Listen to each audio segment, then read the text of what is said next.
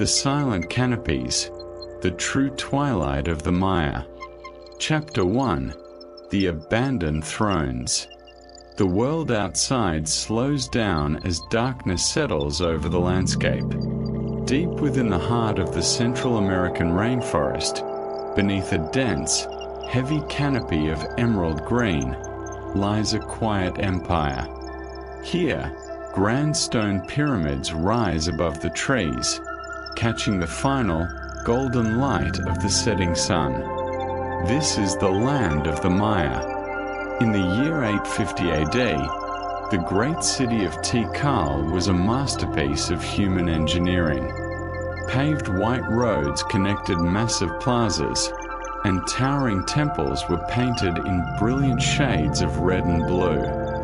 Home to nearly 100,000 people, the city hummed with the distant sound of markets, the voices of priests reading the stars from stone ziggurats, and the movement of water through deep reservoirs.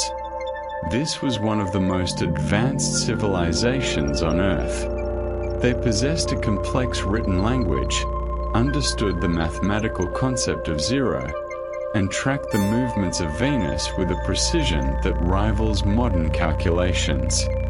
Yet, only 150 years later, in the year 1000 AD, the very same city of Tikal was perfectly still. The red paint on the temples was peeling, cracked by the roots of wild fig trees.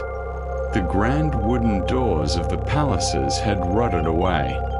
The jade jewelry, the beautifully painted pottery, and the royal thrones were all left behind, completely undisturbed. But the streets were empty. The markets were silent. Only the wind moved through the corridors of stone. Millions of people across an entire empire spanning modern-day Guatemala, Mexico, and Belize had simply vanished. There are no mass graves. There are no signs of destruction by a foreign army, nor any evidence of a sudden, catastrophic volcanic eruption. It is as though the rulers stood up from their thrones, the farmers dropped their tools in the fields, the weavers left their looms, and an entire society walked away into the shadows of the forest, never to return. For centuries, the jungle kept the secret. Vines wrapped around the monuments, and moss covered the ancient hieroglyphs, turning stone cities into green hills hidden from the outside world. When modern explorers finally cut through the thick brush, the same haunting question echoed through the ruins. Why? Mainstream history has searched for answers for over a century, often pointing to a sudden, violent collapse. But the stones tell a different, more unsettling story. The abandonment was a slow, creeping shadow. It started in the south and moved north. One by one, city by city, the lights went out. The royal scribes simply stopped carving dates into the stone pillars. The last recorded date in Tikal was chiseled in the year 869. In Köpen, it was 822. In Palenque, 799. And then, the silence took over. There is a theory among the ruins that the Maya did not flee from a disaster, but left because they chose to. They were a people obsessed with time, viewing it not as a straight line, but as a wheel, a great, repeating circle of cosmic seasons. They believed that every era had a birth, a peak, and a preordained end. The rulers and priests, looking up at the alignment of the stars and consulting their sacred books, may have realized that the cosmic gears were shifting. The gods were closing the book on this chapter of history. The time had come to return to the earth. An entire civilization quietly accepted the end of their era. There was no panic, no desperate struggle against fate, but an orderly evacuation into the embrace of nature, leaving their stone achievements as a monument for the future.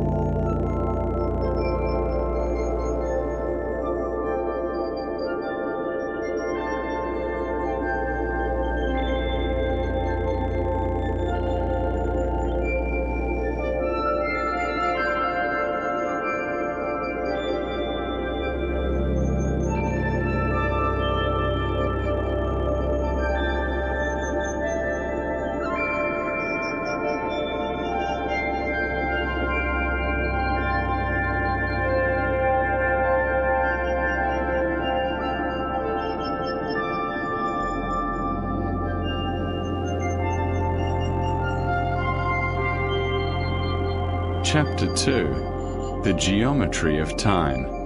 To understand the empty cities, it is necessary to understand how the Maya viewed reality. Time was not just a tool to count days, but a living, breathing fabric. It was a collection of divine forces marching in an eternal, sacred circle. The Maya maintained multiple calendars running simultaneously, turning like interlocking gears inside a giant clock. There was the solar calendar of 365 days, the divine calendar of 260 days, and the grandest gear of all, the long count, designed to span thousands of years and track the immense life cycles of the universe. They looked at history from a vast distance, thinking in cycles called baktans, which lasted roughly 394 years. Every time a baktan ended, the world was believed to go through a profound transformation, a death and a rebirth. As the 9th century progressed, the numbers on the great stone pillars were ticking down. The world of the classic Maya was approaching the end of the 9th baktan. In their sacred books, it was written that certain eras were ruled by spirits of drought, change, and darkness. When the cosmic gears shifted, the energy of the land would shift with them, and the blessings would be withdrawn from the cities. Every monument the Maya built was an attempt to anchor themselves within this beautiful geometry of time.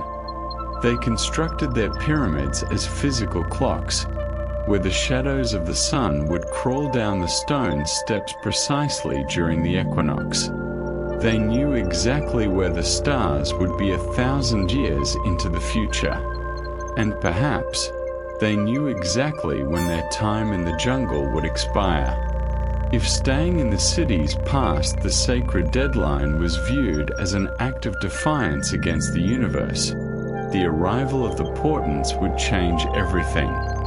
When the stars moved into the positions predicted by their ancestors centuries before, a quiet understanding moved through the empire. The priests looked at the sky, the kings looked at their empty reservoirs, and the calendar confirmed that the cycle was closing. Everything in nature has a season. The trees flourish, and then they drop their leaves to sleep through the winter. The Maya did not see the abandonment of their cities as a tragedy, but as the autumn of their civilization.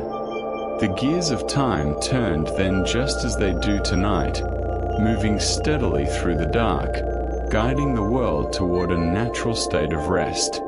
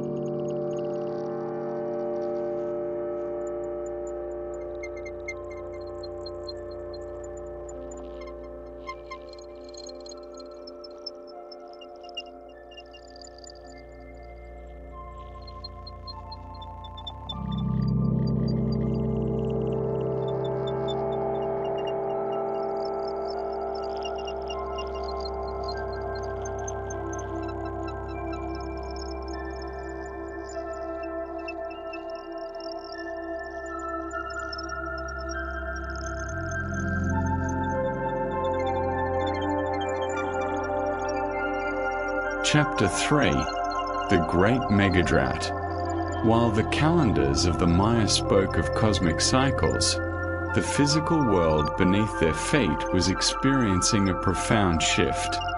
The sky was changing. Recently, scientists extracted long-core samples from the sediment at the bottoms of the lakes surrounding the ancient ruins, reading the physical memory of the planet layer by layer. What they found was a tragedy written in dust. Around the year 800 AD, the seasonal rains began to fail. In a tropical rainforest, water is the foundation of life. The Maya did not have major rivers like the Nile or the Yellow River to sustain them. They depended entirely on the sky to fill their massive, man-made lakes and stucco-lined reservoirs. The mud cores revealed that the region was entering a megadrought, the worst dry spell it had seen in 7,000 years. Summer after summer, the clouds would gather on the horizon, dark and promising, but they would split and drift away without dropping a single drop of moisture. The great reservoirs of Tikal, which once held millions of gallons of water, began to shrink. The water turned low, then green, until the mud at the bottom cracked open under the fierce sun. For a society of millions, this was a slow-motion catastrophe. The maize fields dried up. The forest grew quiet as the wildlife fled toward the distant mountains in search of moisture. The kings, whose primary duty was to guarantee the rains through sacred rituals, stood on top of their pyramids, pleading for a sign. But the sky remained blue, beautiful, and utterly merciless. The drought lasted in waves that spanned a century, slowly eroding the foundations of their world. It did not kill everyone at once, but instead forced a difficult choice: remain in a dying city of stone, or pack what was left and walk toward the rivers, the coast, and survival. The physical drought was the earthly hand that enforced the cosmic deadline of the calendars. The earth was telling them to move. The dust eventually settled, and the rains returned, but by then, the cities were already wrapped in the protective embrace of the jungle, safe from the heat of the sun, preserved in total stillness.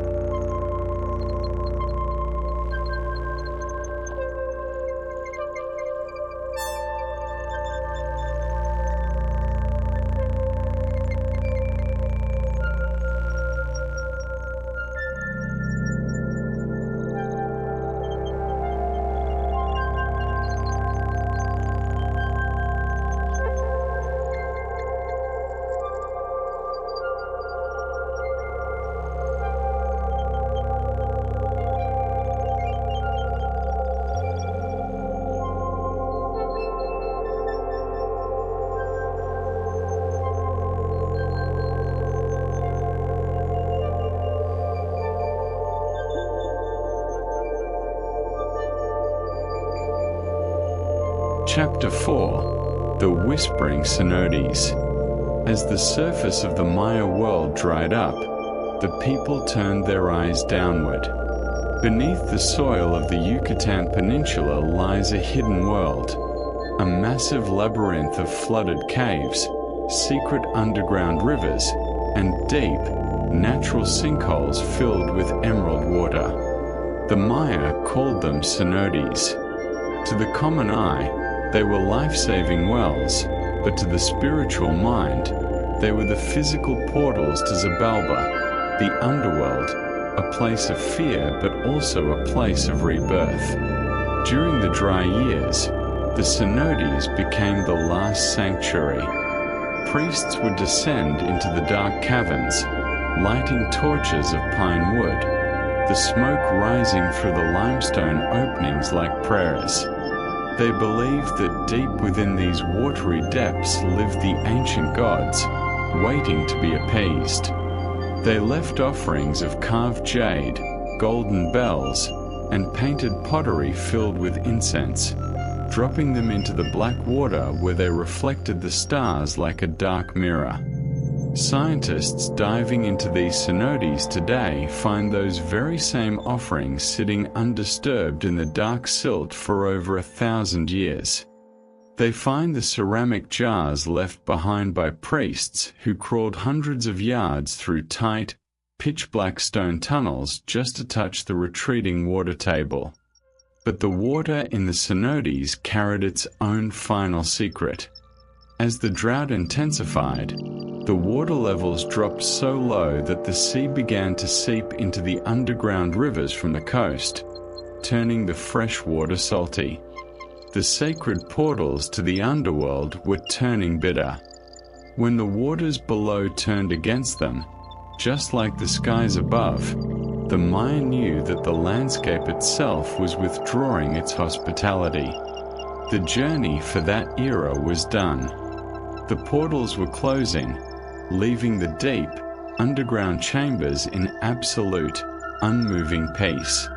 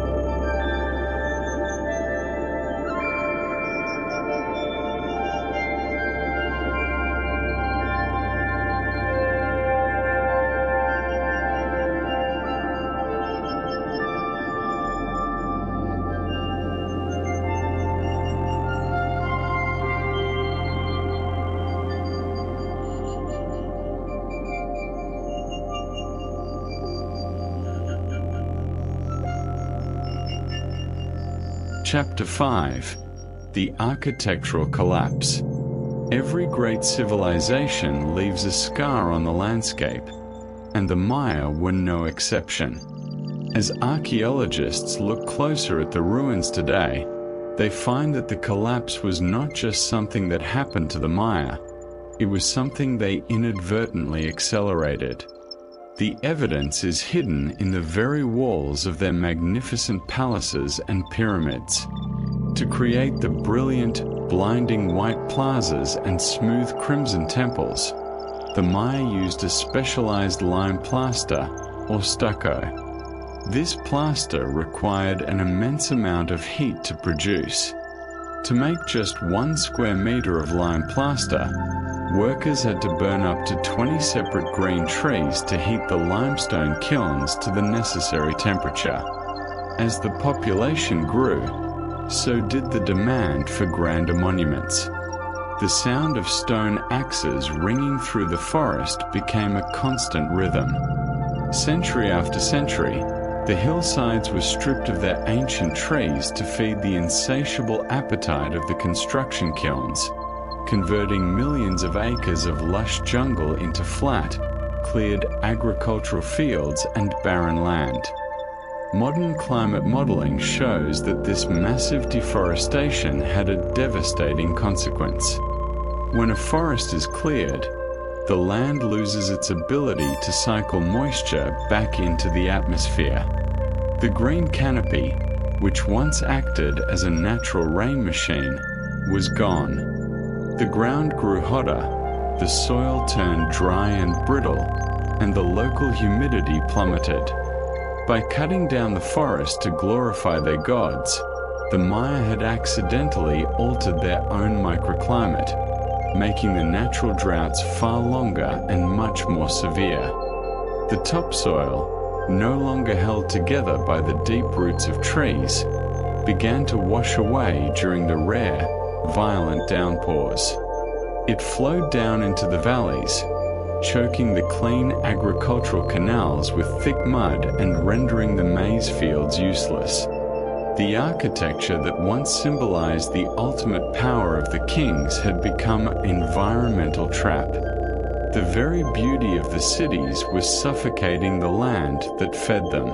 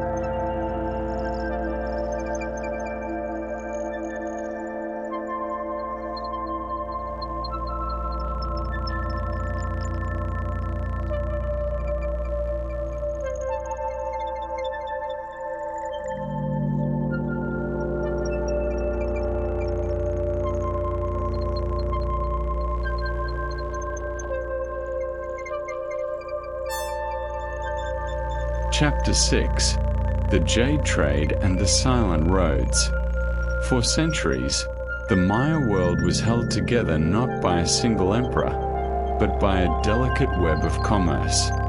Paved white highways, known as Sakbiob, or the White Roads, stretched across hundreds of miles, cutting straight through the densest parts of the jungle to connect rival city-states. These roads were the arteries of the empire. Along them walked long caravans of merchants, carrying luxury goods that defined the social order: green quetzal feathers, rich cacao beans, volcanic obsidian, and, above all, sacred green jade. Jade was the ultimate symbol of life, water, and royal authority.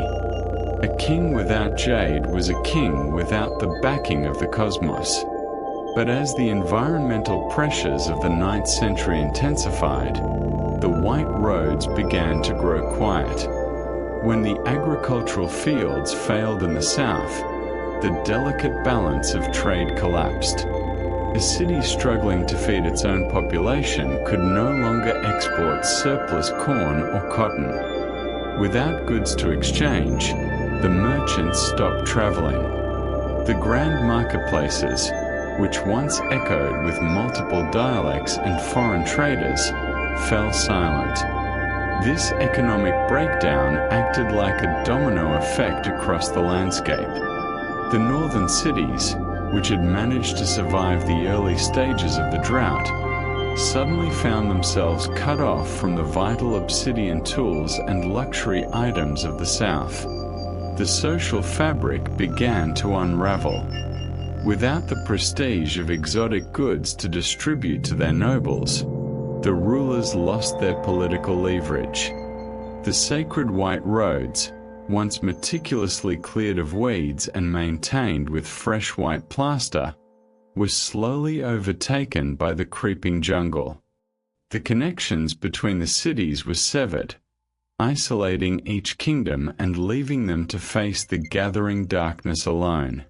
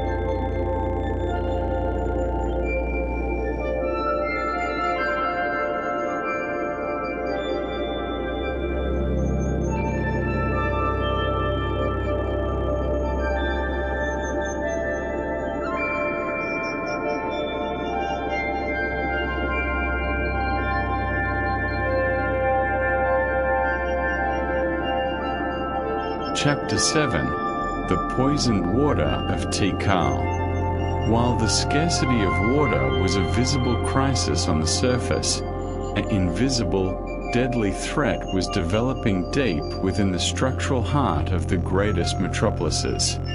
Recent chemical analysis of the sediment inside the ancient reservoirs of Tikal has revealed a dark, toxic secret.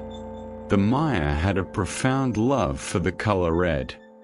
They painted their massive pyramids, their interior palace walls, and even their pottery in a brilliant, deep crimson hue. To achieve this specific shade, their artisans used a mineral known as cinnabar, a heavy, red volcanic powder. Cinnabar is beautiful, durable, and highly prized. It is also the primary natural ore of Mercury. For generations, as the rains fell, they washed over the brilliantly painted facades of the grand temples. The water cascaded down the stone channels, collecting the microscopic particles of cinnabar paint, and carried them directly into the central city reservoirs. Year after year, the toxic heavy metals settled into the mud at the bottom of the drinking water supply. During the height of the megadrought, when the water levels dropped to historic lows, the concentration of mercury peaked. The water did not just look green and stagnant, it had become an active poison. The elites, who lived in the grand palaces closest to the central reservoirs and consumed the water directly, were the most affected. Mercury poisoning causes neurological damage, extreme fatigue, and physical deformation, symptoms that the Maya associated with the anger of the gods. The spiritual and political leaders of the city were slowly losing their minds and their health to the very water they prayed over. The invisible poison in the reservoirs created a profound crisis of faith. If the water itself was turning toxic, it was a sign that the spiritual covenant between the earth, the kings, and the ancestors had been completely broken.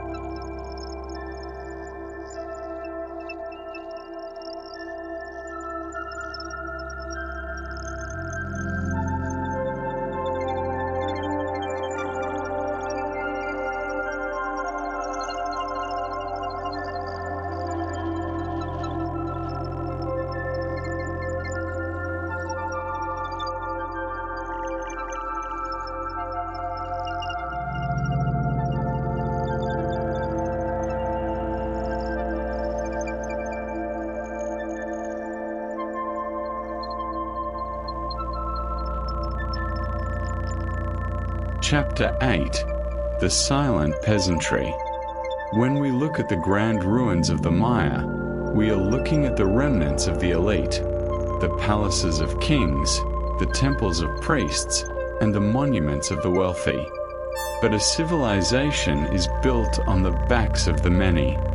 To find the true story of the collapse, we must look away from the stone towers and glance into the shadows of the forest floor where the common people lived. Millions of farmers, weavers, and laborists did not live in stone palaces. They lived in perishable homes made of wood, thatch, and mud, scattered across the landscape around the urban centers. For centuries, they maintained a deep devotion to their rulers, believing that the royal bloodline was the only bridge between the human world and the gods who brought the rain. They paid their taxes in corn, they built the grand pyramids with their own hands, and they fought the wars of the elite. But trust is a contract that requires fulfillment. When the drought stretched across decades, and the groundwater reservoirs became dry and toxic, that sacred contract broke. The common people watched as the priests performed endless ceremonies on top of the temples, their robes stained with sacrificial blood, yet the skies remained completely clear. They saw their children go hungry while the elite demanded more labor for grander monuments to appease the silent gods. It was not a violent revolution of swords and fires. It was something far more devastating, a quiet withdrawal. One by one, families packed their woven baskets, looked back at the towering stone pyramids one last time, and simply walked away.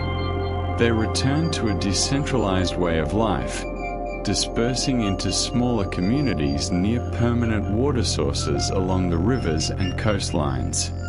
Without the peasantry to grow the food, maintain the fields, and carry the stones, the grand cities became hollow shells. The kings and priests were left sitting on their beautiful, lonely thrones, ruling over nothing but the silence of the trees.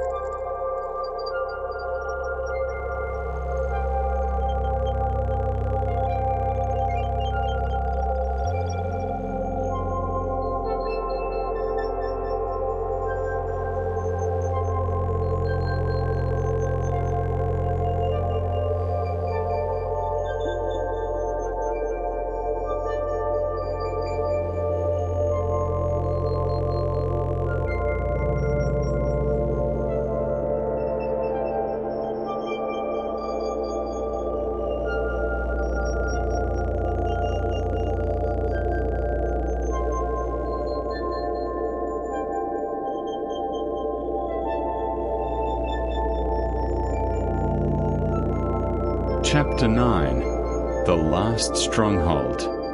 The story of the Maya collapse is often told as a sudden finale, but time moves slowly in the jungle. While the great cities of the southern lowlands like Tikal and Palenque were entirely abandoned by 900 AD, the civilization did not completely disappear. It shifted. In the north, cities like Chichen Itza and Uxmal rose to power, adapting to the drier climate by relying on deep cenotes and highly advanced coastal trade networks. They built monuments with a different style, mixing with neighboring cultures and surviving for hundreds of years after the southern cities had been buried by vines. But even these northern centers eventually fractured, their grand alliances breaking apart into smaller, warring kingdoms.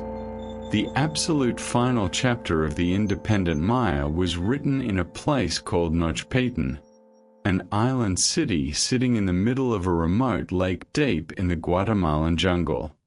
For over 150 years after the arrival of Spanish conquistadors, while the rest of the Americas fell under European control, this isolated kingdom of the Itza Maya remained completely unconquered. They lived among the ghosts of their ancestors' ruins, maintaining the old calendars and watching the cycles of time. The Spanish tried multiple times to cut through the thick jungle to reach the island, but the forest seemed to protect the final stronghold, swallowing paths and confusing the invaders. The Itza priests, consulting their sacred books, knew that the 22nd Bacton was coming to a close. According to their prophecies, a specific cycle of change was scheduled for the year 1697. When the Spanish fleet finally arrived on the shores of the lake in March of 1697 with cannons and soldiers, the Itza did not fight to the last man. Recognizing that the prophecy of their calendar was being fulfilled precisely on schedule, many chose to swim across the lake into the deep safety of the jungle, leaving the stone temples behind. The last independent kingdom of the Maya had not been truly broken by force. It had simply recognized that its season in the sun had reached its preordained end.